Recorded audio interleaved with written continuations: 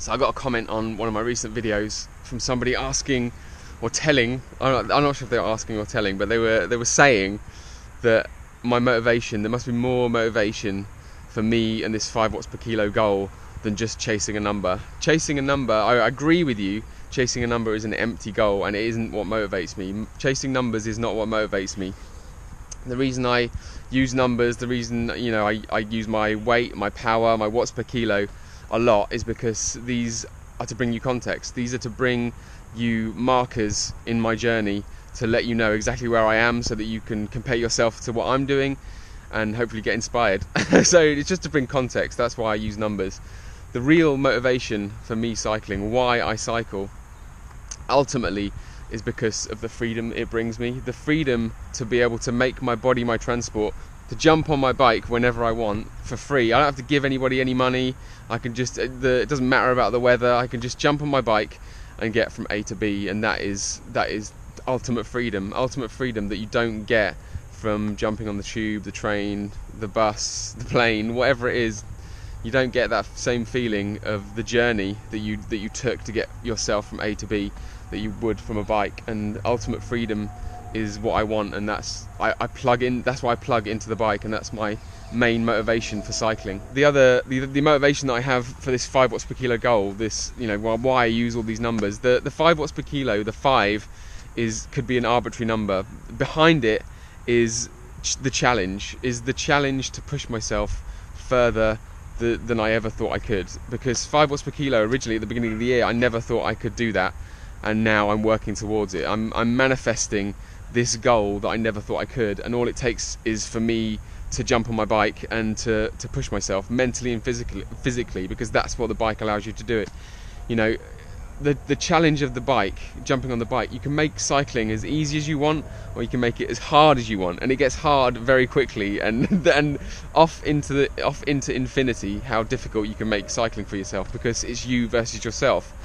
And the reason I like this FTP, how much power can you push for an hour, is because of all the ways that you have to train yourself to get good at that, is what I enjoy. I enjoy the speed, I enjoy the intensity, I enjoy the digging deep into your mind, switching the pain off. You be you versus yourself very quickly. As soon as you jump out on your bike, you can start pushing hard, and that's the kind of training that you want to be doing to be able to push your best power for an hour, and everything to do with that goal I enjoy. It plugs into my personality really well, and I enjoy every second minute of it. And that's why the challenge, the being able to see how far you can push yourself, push your limits, push beyond what you ever thought you could do, both mentally and physically, because mentally and physically the bike allows you to push those limits, and you can keep doing that. I talked about in the beginning, when I started doing YouTube, I kind of transitioned from skateboarding, and I liked skateboarding because the number of tricks you could do was just endless. You could be endlessly creative with your board, mentally and physically, with skateboarding. And the bike is just the same. Whatever it is, my personality needs something mental and physical to plug into where I can push myself. And the challenge of an FTP, trying to push my FTP, I could endlessly push my FTP, but it's the journey that I enjoy. It's the journey to try where I push myself on a daily basis is what I enjoy. And me using numbers on my videos is really just to give you context, is to give you markers along this journey, so you know where I am, where I've got to go.